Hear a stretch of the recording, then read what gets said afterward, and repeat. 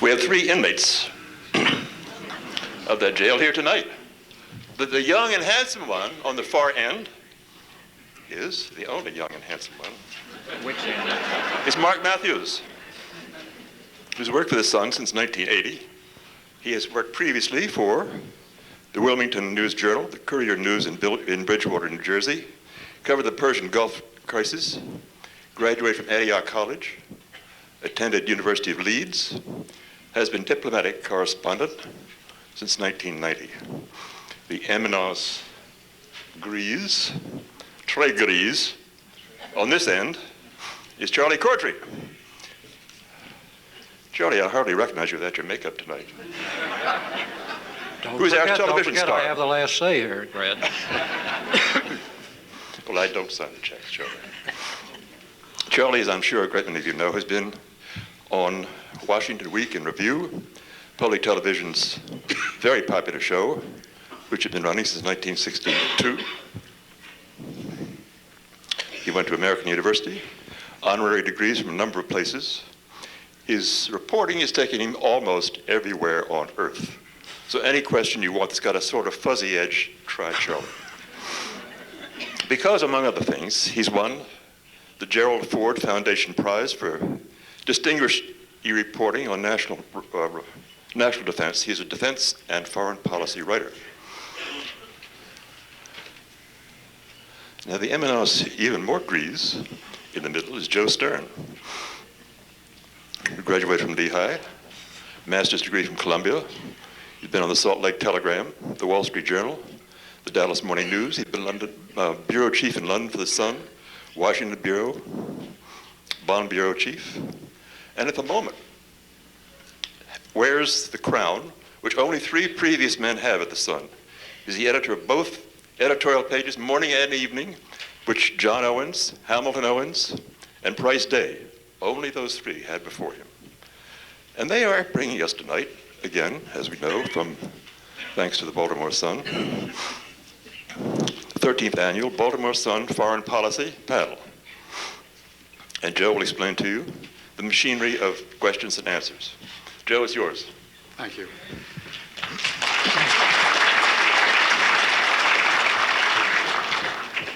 Thank you very much. It's a great pleasure, as always, to be here. As Brad mentioned, this is our 13th annual Baltimore Sun Foreign Affairs Panel.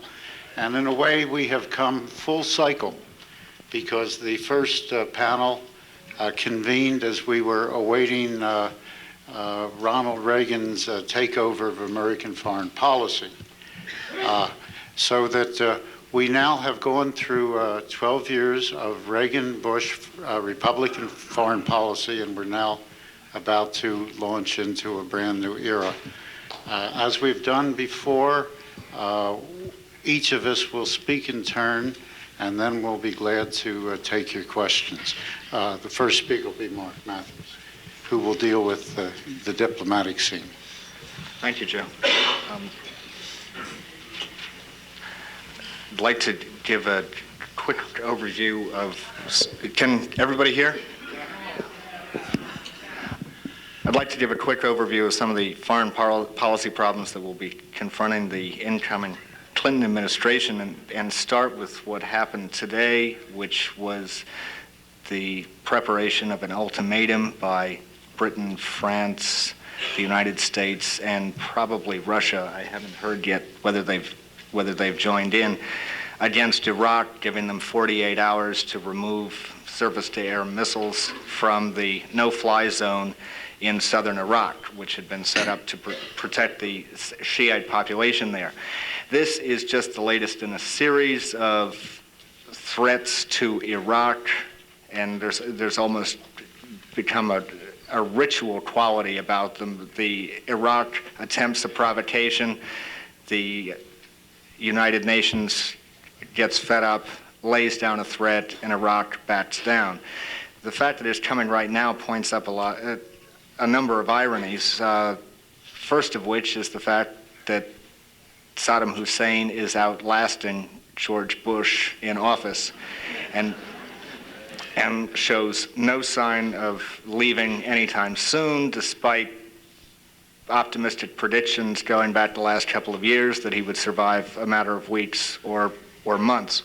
The other thing, another irony is that whereas 2 years ago, the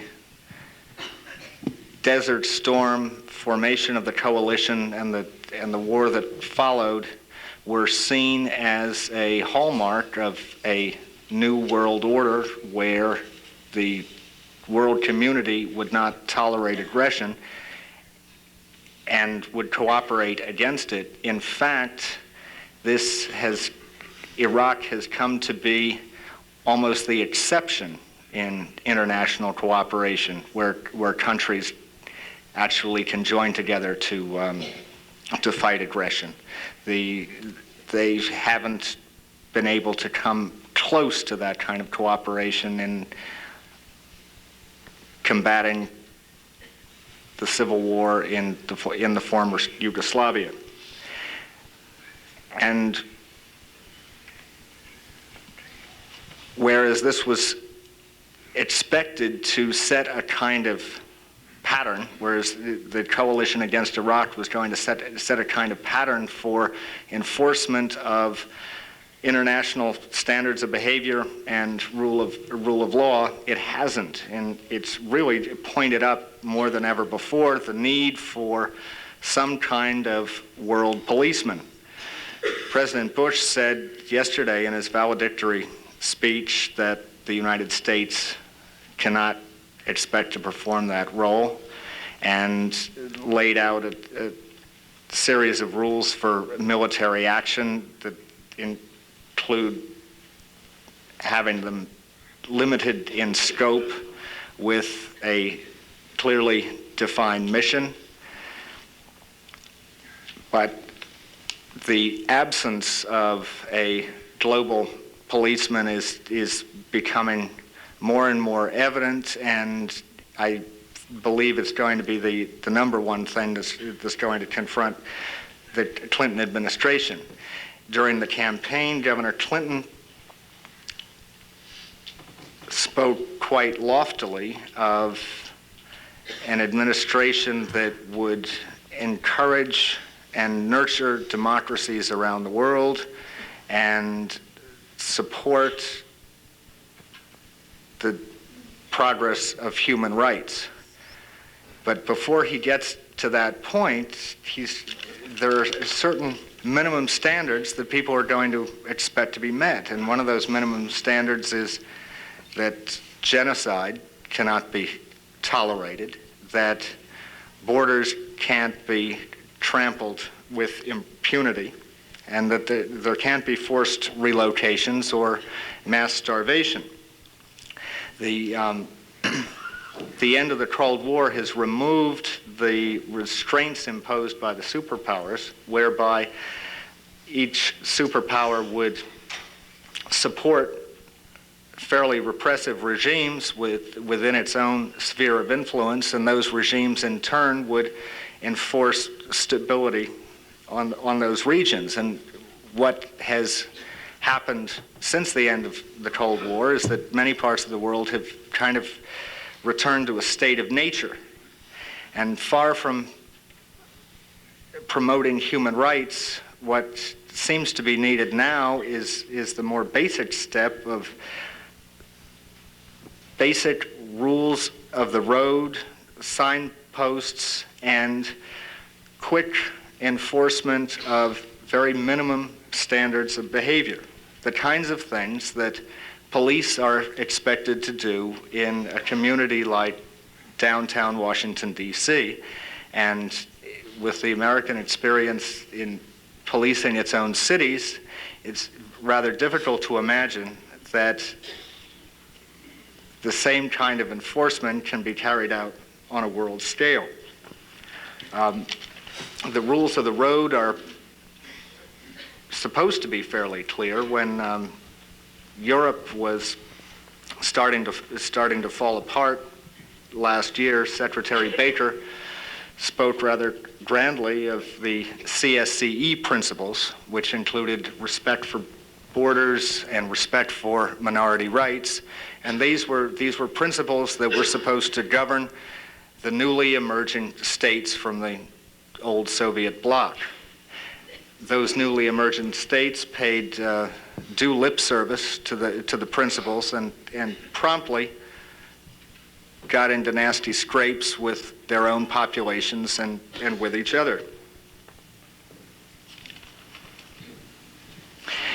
Beyond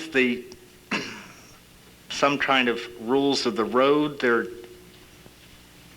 need also to be, it seems, a certainty of punishment for major crimes. We witnessed an unusual event a couple of weeks ago where Secretary of State Lawrence Eagleburger denounced the Bosnian Serb leadership for genocide, citing individuals by name, and some of those individuals passed him in the corridor just hours afterwards. And those same gentlemen are being brought together by a predecessor of Mr. Eagleburger's for negotiations.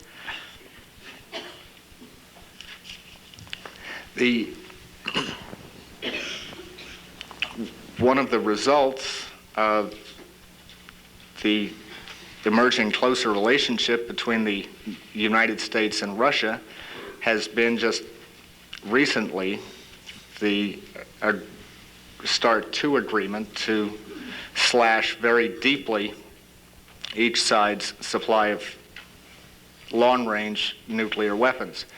The speed with which that happened seems to point up the fact that long-range nuclear weapons and the stability that they once brought are no longer relevant. And in fact, where they acted to enforce some kind of international stability, they don't serve that purpose anymore. President Bush has left to his successor, what seems to be the far more difficult problem of implementing the treaty, dismantling the number of weapons involved given Russia's precarious economic circumstances, and getting Ukraine, Kazakhstan, and Belarus to agree to go along with it. For each of those countries, there is an incentive to stall, because the longer they stall, the more they can use a club over the West to secure economic aid. They see nuclear weapons as basically their only chit in the world game, and as long as they are at least potential nuclear powers, they can be listened to.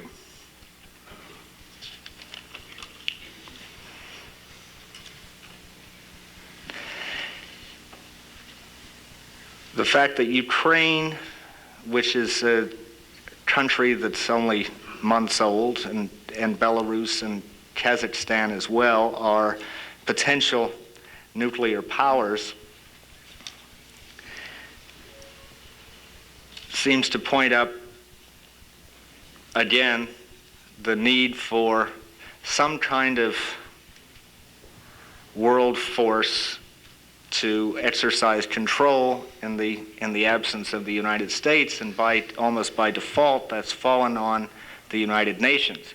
The United Nations has shown itself to be far more vigorous recently than anybody would have imagined a few years ago, and it has in Boutros Ghali a very determined and energetic leader who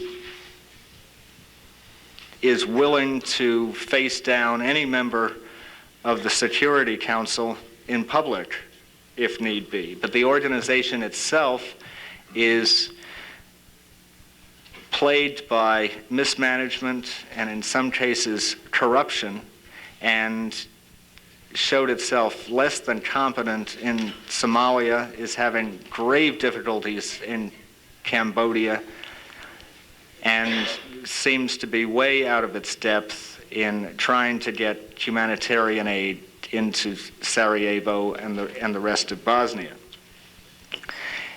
Boutros-Ghali has proposed he doesn't call it a standing army, but he proposes the idea of preventive peacekeeping and peacemaking, and the ability of the Secretary General to call upon a ready force that would be made up of from the armed forces of member countries to go into world hotspots and put a stop to disputes before they break out into all-out war. That seems to have a lot of merits to it in the view of a number of people, including Governor Clinton.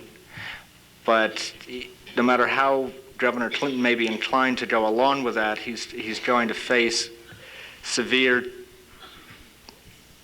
problems at home from the American military, which does not want to be under anybody else's command, and also probably from the American public. The United States also is unwilling to give carte blanche to the United Nations to meddle or to try to keep the peace in every area of the world. The United States wants to retain the right to act on its own if need be, and in places where it has a particular interest, such as the Middle East, it wants the United Nations to keep hands off. That is going to be an ongoing problem that Clinton will face, and that Boutros-Ghali will remind him of, I think, at just about every opportunity.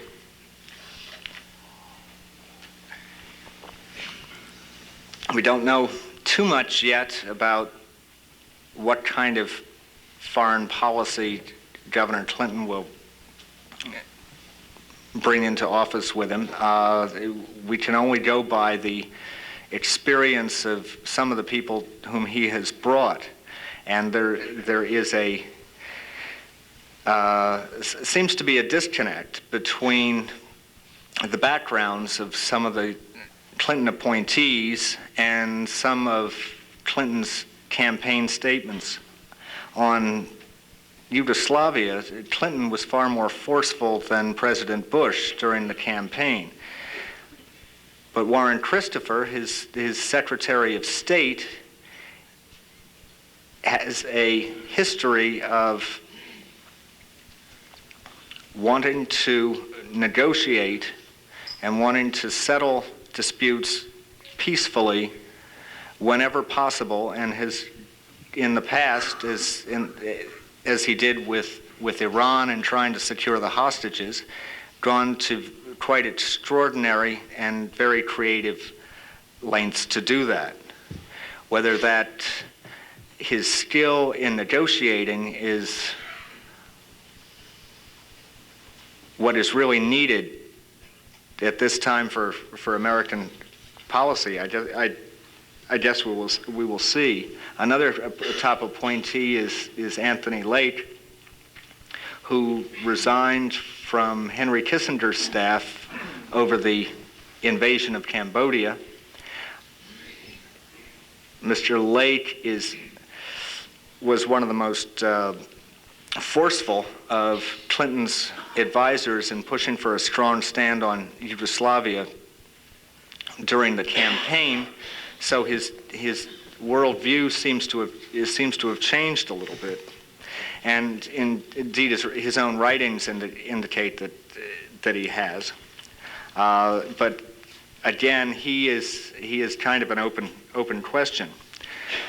The experience of both Christopher and Lake in the final year of the Carter administration ought to prepare them at least for the unexpected. During their final year, they went through the Soviet invasion of Afghanistan, the toppling of the Somoza regime in Nicaragua and its replacement by Marxist Sandinista regime, and the Iran hostage crisis. Tony Lake wrote a book about the Nicaraguan experience, in which he pointed out towards the end some of the mistakes that were made, and one of them was that the Carter administration had not equipped itself to see problems on the horizon before they developed into serious crises. We can only hope that they're better at it this time around. Thank you. Charlie, it's all yours.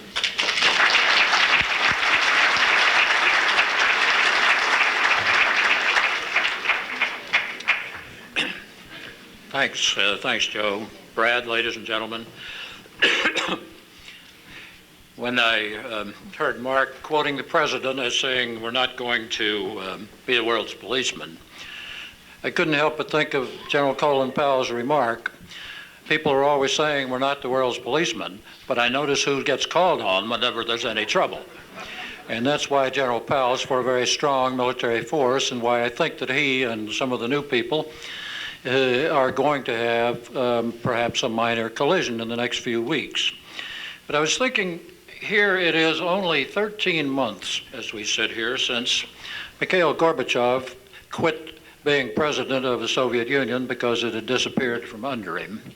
And it hasn't been a full 12 months since President Bush addressed the Congress in his State of the Union speech and said that America won the Cold War.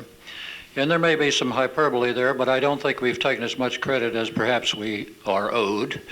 And he proposed these strategic nuclear weapons reductions, which now have come to fruition, at least in the sense that there is an agreement.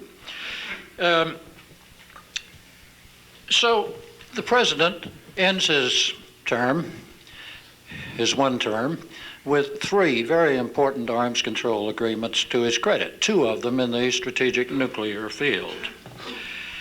But on the other hand, the end of the Cold War, which the president proclaimed, and which the world recognizes, released all kinds of nationalistic and ethnic energies that are expressing themselves in the kind of butchery that one sees and hears of every day in the former Yugoslavia, or perhaps the rather more peaceable fragmentation of Czechoslovakia. And this is the kind of thing that is going to make the 90s very dangerous indeed, one would think. And the question, by the way, I also think that it's probably more like the kind of world that we're used to than the Cold War was. I mean, the Cold War only occupied about 20% of our lives as a nation. And in other times, we didn't have one single threat that we had to worry about, and if we could handle that, all others were lesser included cases. So we're back to the kind of world where there are diverse problems which require diplomacy and sometimes military power. So the big question for the incoming administration, I think, is going to be just how much security do we need? That's not exactly a new question, but what does it take to be secure at a time when you're not quite clear in your mind who's going to threaten you? But on historical experience, you know somebody will. So the Carter, no, that was not a Freudian slip. I said to a member of the Carter cabinet the other day, Mark, that if Carter had been reelected, we'd still be negotiating for the hostages because Christopher is so cautious. And he said, yes, we would, but it wouldn't be Chris's fault. Now, you can think that one over. Anyway, Clinton comes in with a nuclear agreement to implement, if it get ratified, and to carry out. And it is a spectacular agreement, but this will be true only if the reductions are made. And Mark has mentioned some of the problems. And the other thing, and on the military or the defense side, is the regional crisis strategy worked out by the Bush administration. And I don't think that I perceive a great deal of interest in changing it very much on the part of Bill Clinton. I mean, the difference between Clinton and Bush on what to invest in defense is very slight indeed. Clinton proposes a 4% reduction over the next 5 years from the Bush plan. And when you consider that both plans are over $1 trillion, we ought to be able to make do. Clinton has said very little about defense. He said he would do certain things that are already being done, and such as making the forces capable of going somewhere faster. And he talks of restructuring, but there's only so much you can do with a military force. I mean, it is going to be organized in formations and equipped with weapons, and so on. But in the main, what he said is we're going to be the world's strongest defense power, have the strongest defense in the world. Not unique, but perhaps important. He says we're going to have smaller forces, and I have no doubt of that. He's got a good security team. The Secretary of Defense, Les Aspin, has been chairman of the House Armed Services Committee for a while now. He has a very good track record at analysis, and did as well as anybody in predicting the outcome of the Persian Gulf War. He supported the war, which made him a bit different from some Democrats, including one who might be perceived as his rival, Sam Nunn, in the Senate, who did not want the war at the time it was fought. And the Director of Central Intelligence, Jim Woolsey, is also an appointment that has been, so far as I've seen, unanimously applauded. And I think that these two versus and I say versus, just because it came to mind, Christopher and Lake in the State Department, the White House, might see a little change here, because over the last decade or so, it's been the State Department that wanted to rush off and shoot somebody, and the Defense Department that resisted, particularly in Panama and on other occasions that one could imagine. George Shultz was just hell-bent on doing something about terrorists, and Caspar Weinberger said, if you'll show me where they are, give me their address, I'll get them for you. And it didn't happen. Now, I think that we may see a reversal, because I think Christopher and Lake would be far less excited about using force than will Aspin and Woolsey. But as Mr. Clinton keeps saying, he's the one who's going to make all the policies. So we'll see. One of the questions that intrigues me is this. We know instinctively that the cost of defense has got to be reduced. But I don't think anybody knows whether in the short term the Congress, the Democratic Congress, will resist cuts or demand them. Because when the cuts come, they are going to hurt. Something called infrastructure is going to be taken care of, or we're going to be in deep trouble. We've got enough infrastructure for a huge military force, and we're not going to have the huge military force. So when I say infrastructure, I'm talking about things that mean money in the bank in many communities in this country, at bases and industries. Also, I think it's quite likely that the director of the budget, the director of the Office of Management and Budget, Leon Panetta, California Democrat, when he takes office and looks over the figures, he's going to walk next door someday and he's going to say, look, Mr. President, we cannot do the deficit cutting and the increased domestic defense spending you're talking about. That just doesn't work. Something has got to be hit. There's that crowd across the Potomac in the Pentagon. And so you're likely to see pressure on Aspin from the top to cut down, and pressure on Aspin from underneath, from Colin Powell, not to cut all that fast, because you can cut military forces reasonably fast, but you can't rebuild them fast, and we don't know yet that we're out of the woods. So thanks.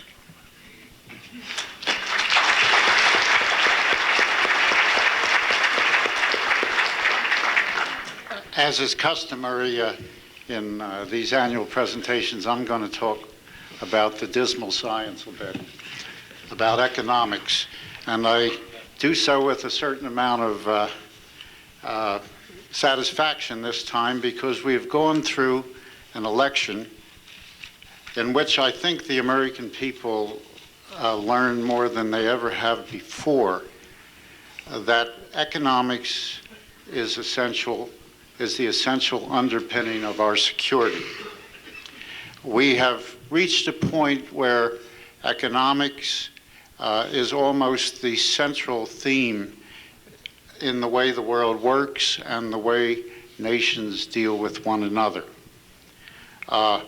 If you look at the rhetoric of the campaign, you can't help but notice the importance, for example, of Ross Perot and his assault on the incredible deficit policies of the last 20 years.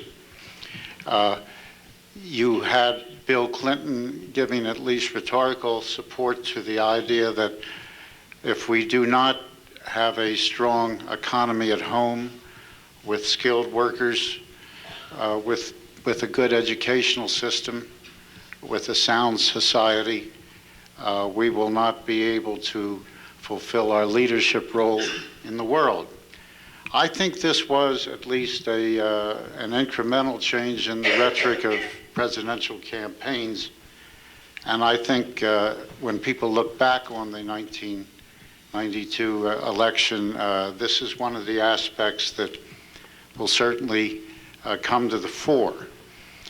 As we look at the challenges facing President Clinton that Mark and Charlie have mentioned, we of course have the problem of Iraq, and we have the problem of Bosnia, and we have the problem of Somalia, and we have many, many other fire spots around the world to worry about. But I think probably the new president's major concern in many ways during the coming year will come into the area of trade diplomacy. President Bush has left a very, very full plate on President Clinton's table. The North Atlantic Free Trade Agreement might very well be considered the most important security agreement that this nation has signed since the NATO Pact. I say that not because Mexico is going to hurl missiles at us, but because Mexico has the wherewithal to hurl an awful lot of people at us.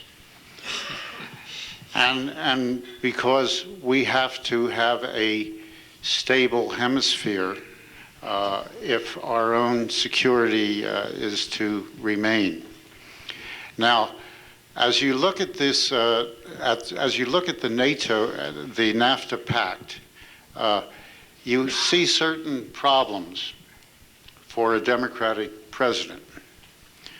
On the one hand, the treaty is favorable to high-income, high-technology segment of the population.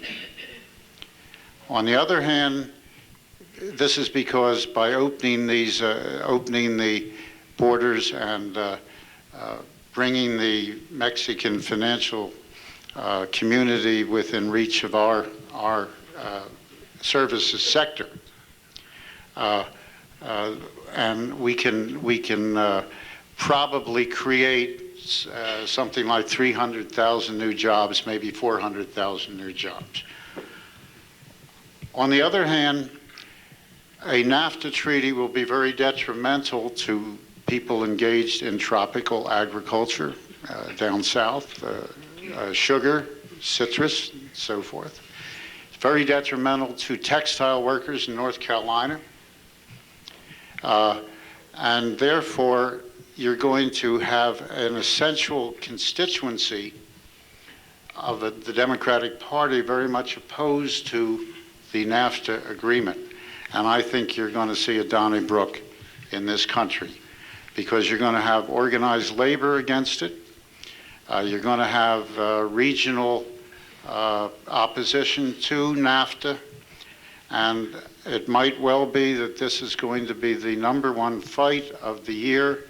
And it's going to be very, very much an internal Democratic fight. You do have some protectionists in the Republican Party But by and large, that party has emerged more in the free trade tradition than the Democratic Party. This is a historic switch in how the political parties operate.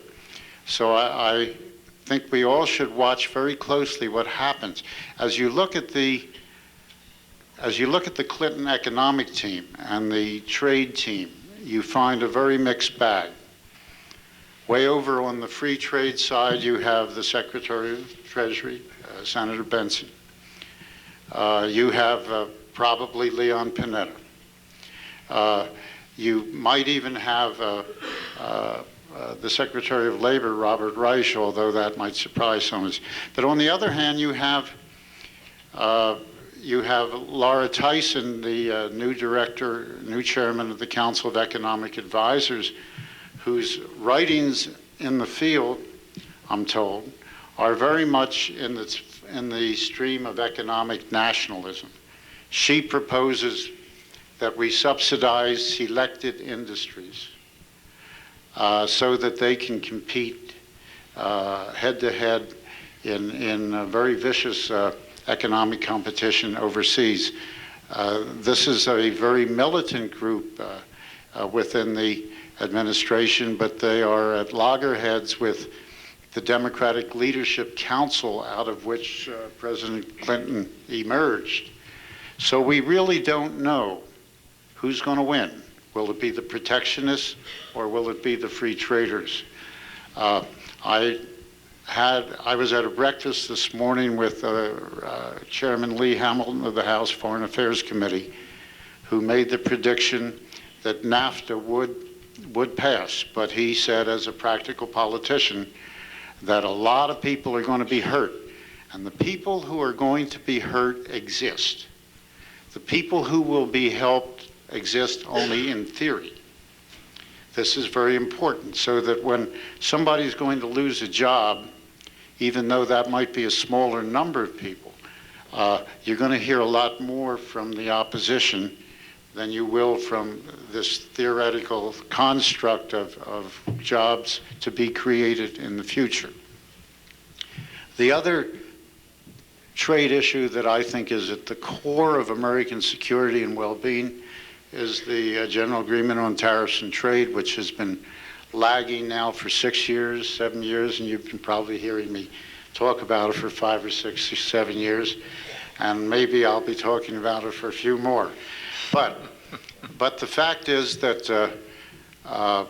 this treaty is essential, I think, for any kind of world security or stability. If we don't have this kind of a trade agreement, I think we're going to move into a situation of trade wars, the Pacific Rim versus the North American bloc that NAFTA will create versus the European community bloc that is in the process of coalescing. So that it's very vital for President Clinton to see if he can get this through. Now, if you read the headlines, it's come down pretty much to a test of wills between the United States and France. This council just heard the French ambassador blame it all on incendiary stories denouncing France in the American press. I think it is a little deeper than that. But I think President Bush has been able to isolate France to a great extent within the European community. I think France is really in a rather weak position. Right now it's having to race to Bonn to get the German government to support the franc, and so that doesn't drop out of what's left of the European monetary rate mechanism. So I think the chances are that we might still see a GATT agreement. It might even come, you hear it's possible, you might even at least have something of a major announcement before Bush leaves office. This would be a tremendous help to Clinton if Bush could give him the blueprint of a completed treaty, because in any trade agreement, any trade negotiation, there's going to be winners and losers, and that includes GATT. The banking industry, the insurance industry, stockbrokers, anybody engaged in financial services stands to gain enormously by having service industries for the first time come under international rules of commerce. By the same token, it's very good for American pharmaceutical companies and high-tech companies if we can at last have some kind of international regime dealing with patents and patent rights. So that it could be that even in the last days of this administration, if it's not too busy dropping bombs on Iraq, you might see some kind of final gasp in regard to GATT. If that takes place, it makes it easier for Clinton. Just as Clinton signed on to NAFTA as written, unrenegotiated. Yes, he talks about ancillary treaties regarding worker training and the environment and so on, but he has signed on to NAFTA as written, and it could be that he would seize anything that Bush could come up with at the last minute as a jumping off place for a GATT treaty almost as written. The new president will have to ask the new Congress to give him fast-track authority to negotiate the final odds and ends of GATT. I think the Democrats probably will give that to him rather than repudiate their new president. One last thing I'd like to talk about is, of course, our favorite topic, the deficit. During President Bush's watch, he piled up deficits totaling $838 billion. That's a record. On a yearly basis, he even outstripped Ronald Reagan. We are now spending in interest on the national debt almost as much as we're spending on defense.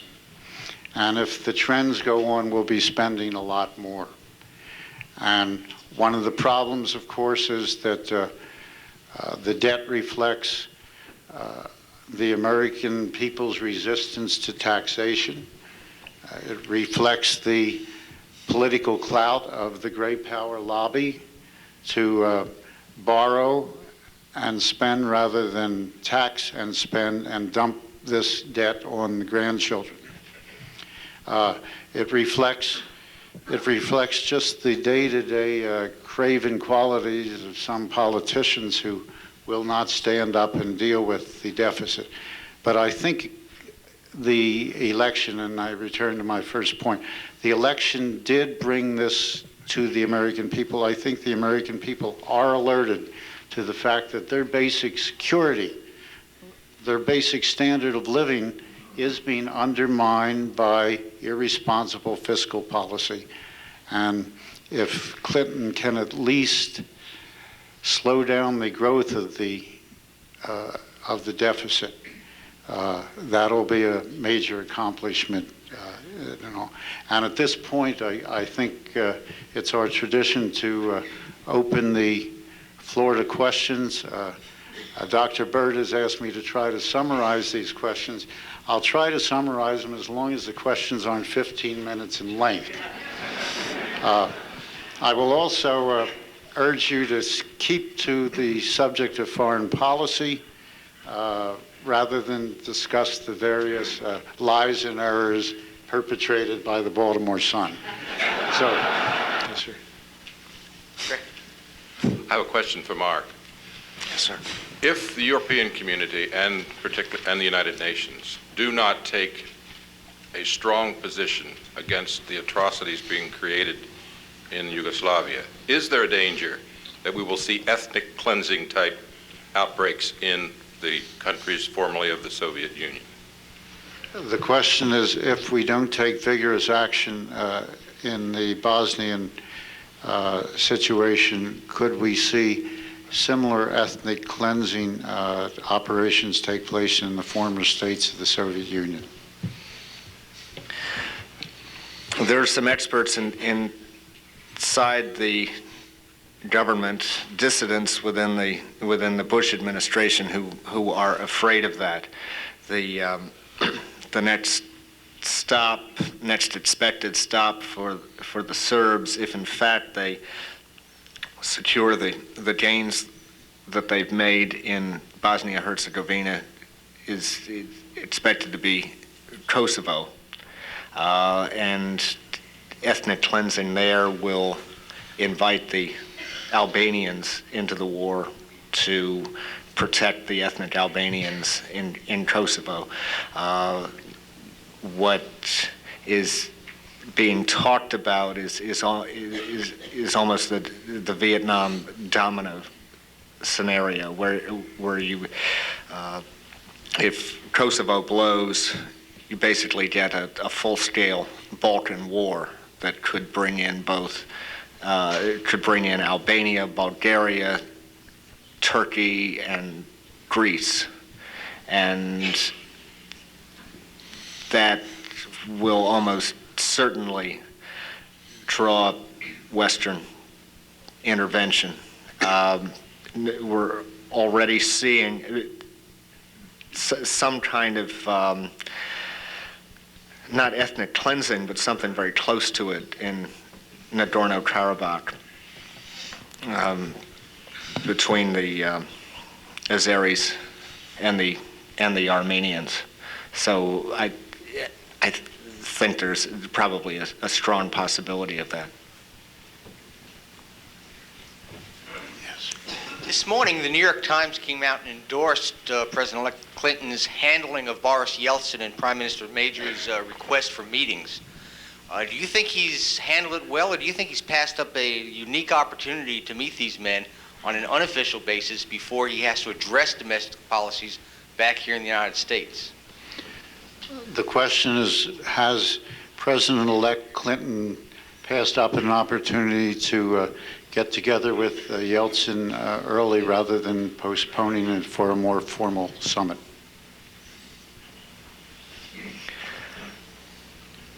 Boris Yeltsin is not the head of a superpower anymore, and I think that was the first message that Clinton gave him.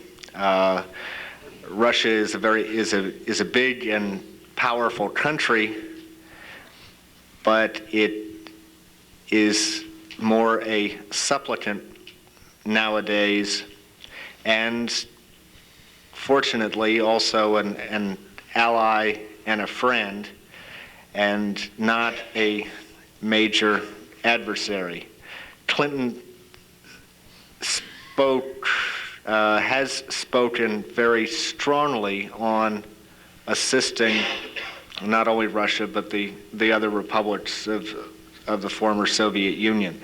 The fact that he is passing up a chance to meet Yeltsin right away is a way of showing that, unlike Bush, he is going to put getting the economic house in order at the top of his agenda. I don't think he gave Yeltsin a total brush off, and I do believe that they will work to arrange a meeting within the year. But he's not going to allow Yeltsin kind of to dictate his own timetable. That's the message I get from it, and I can't really conclude that it's an incorrect one. My question is addressed to you, Mr. Sterne. You stated, and I agree with you, the vital importance of the passage of a GATT treaty if we're going to ensure some measure of international economic stability. From what one reads, the big stumbling block is the French agricultural community. What seems to be the disproportionate influence that the farmers have over the French government? And if in fact France has ever pressured sufficiently, despite the farmers' influence, to pass and agree with and sign on to the GATT agreement, what would be the scenario for these French farmers? The question is, why do French farmers seem to have such a disproportionate influence in blocking a GATT treaty that is global in scope? Well, first of all, France is not alone. Every industrialized country has a farming bloc with political clout far in excess of the numbers of farmers, and that includes the United States. The United States has a very elaborate system of farm subsidies, farm quotas, farm tariffs, as well as France.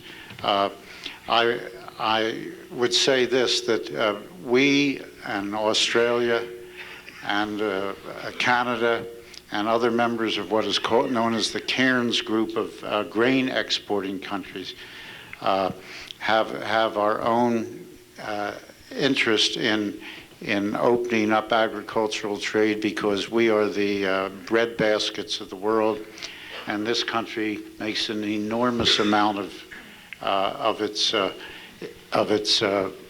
foreign trade surplus through grain exports.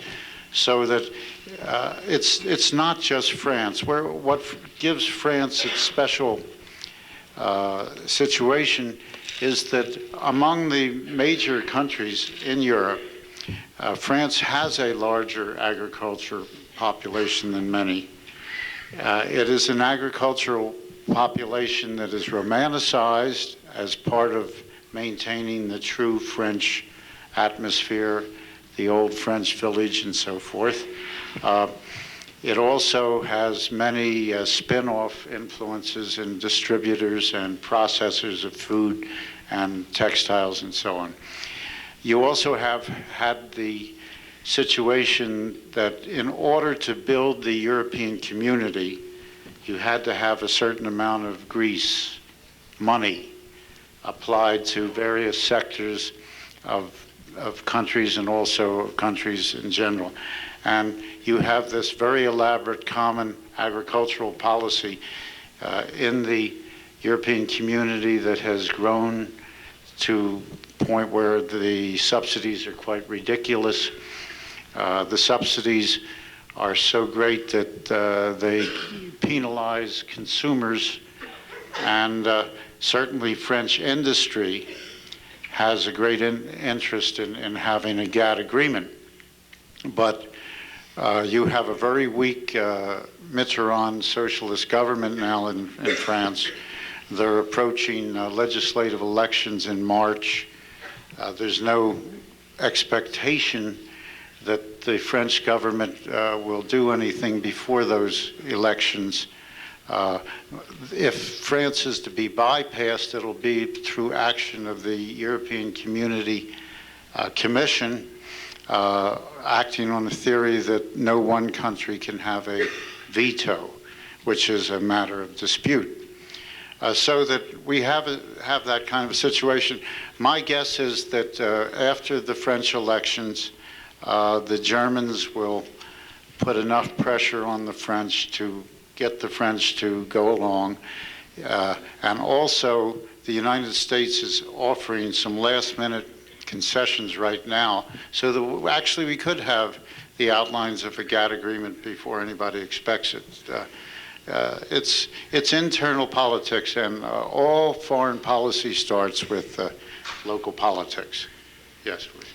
I'd like to address two comments that were raised by Mark Matthews, but wouldn't limit the response to my question to him alone. The first point he raised was a reference to the UN incompetence in Somalia. And the second point he raised was the desire of the United States to play an independent role in world policy and in politics. These two comments he did not relate, but I think that they are connected. I remember well in May 1988 when I was in Somalia and participated in the UN evacuation of 287 people from the northern war zone. That was the beginning of this war. That was followed the U.S. refusal to assist in this evacuation, and it was a UN success. We are aware that the UN and the U.S. interests overlap. This overlap was probably most clearly illustrated in the recent Gulf conflict, but this relationship has gone on for quite a long time. At the same time, we're now facing an unusual situation in the world where the U.S. is unrivaled in its global power, in which we're increasingly concerned about nations where genocide may occur, and in which suicide, as in the case of Somalia, has become evident. The question that I would like to ask is how can we assure world peace if the ambivalence in the relationship between the UN and the US continues? Frequently we note that a success, despite the overlapping interest, is credited to the US, and the failure is credited to the UN. The problem was probably most clearly illustrated yesterday when General Aidid himself began to pit the U.S. and the UN against one another by refusing to continue talks in Addis Ababa and insisted that it's the U.S. and not the UN that carry out a peace negotiation in that country. How can, therefore, world peace be assured with this continued ambivalent relationship? The question I will try to summarize is how can you reconcile the various conflicting interests of the UN and the U.S. in dealing with situations like Somalia?